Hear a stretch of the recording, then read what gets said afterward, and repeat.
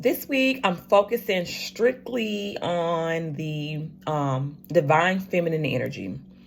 And honestly, the videos going forward, I'm going to really be focusing on the divine feminine. I included the masculine energy in the prior video to give you like two ways of seeing and understanding that these are energies and not necessarily genders. So, feminine energy. I made a point to say that men can be feminine as well, because feminine is not what we've been taught or what the conscious mind and society tries to tell you that feminine energy is. So one attribute of feminine energy is being nurturing.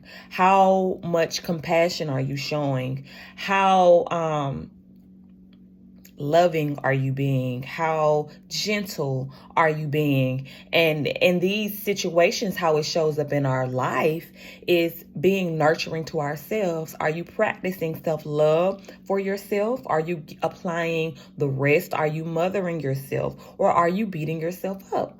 Are your negative thoughts taking over, or are you speaking life into yourself so that you can nurture your energy back to itself? Another thing that the divine feminine energy really is strong, intuitive energy. Divine feminine energy just knows which way to move, which way to go, because the divine feminine energy is quiet. It's not coming in telling you what to do.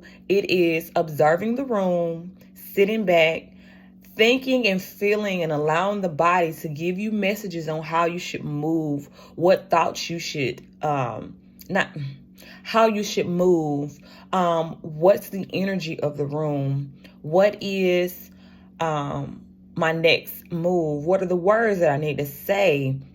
We use the divine feminine energy in everyday life because you just never know. The divine feminine energy she knows what's not present or what is not easily seen.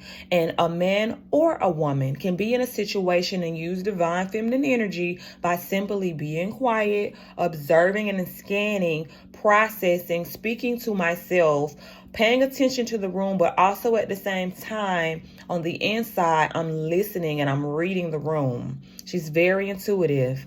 Another thing that we see with the divine feminine energy is being extremely receptive.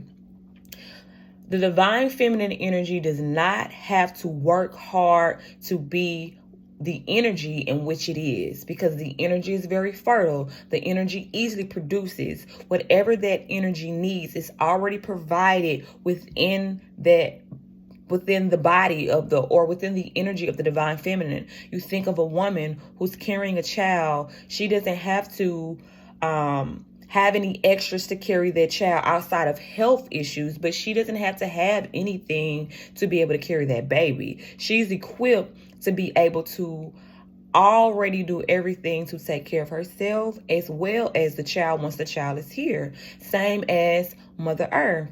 When we see the different seasons changing, there's nothing that has to be applied. The nature just takes its form because that is a divine feminine energy.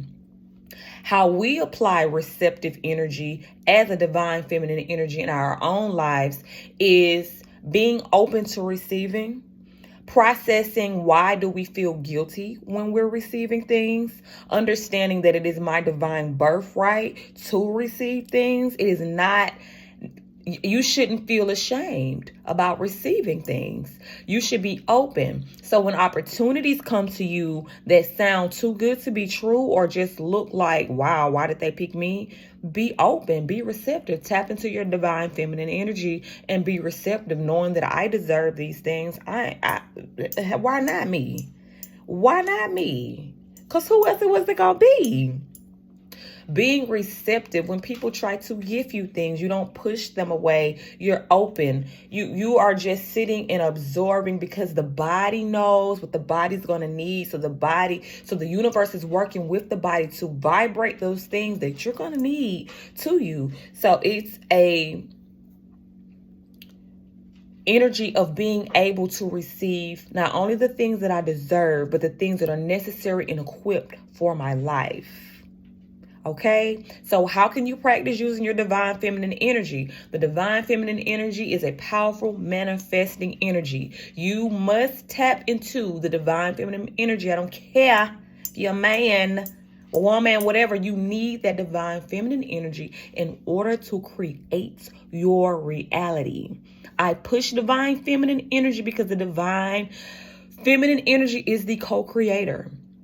She brings things into fruition, meaning anything that you need is going to be applied to your life as you do those things. Okay, so work on activating your divine feminine energy. It does take time. It takes time. For me, it took a while. It took a few months for me to really tap into my divine feminine energy because I was used to hustling. I was used to working until the last hour on the clock. And that's masculine energy. And you have to balance what is masculine with that which is feminine. And as you do such, you start to get a great balance and you're able to bring energies into your life that you didn't even know that you needed. And getting rest, feeding ourselves appropriately, all of these different things, whatever you would expect from your mother, that's your divine feminine energy attributes, because women, we are powerful when it comes to that divine feminine because it's naturally in us. But use your divine feminine energy, or use the divine feminine energy to the best of your abilities. You're going to need it to attract. You're going to need it for everything. The divine feminine energy really embodies love, and love is the number one point of attraction. You can't attract without love. Not attract and keep.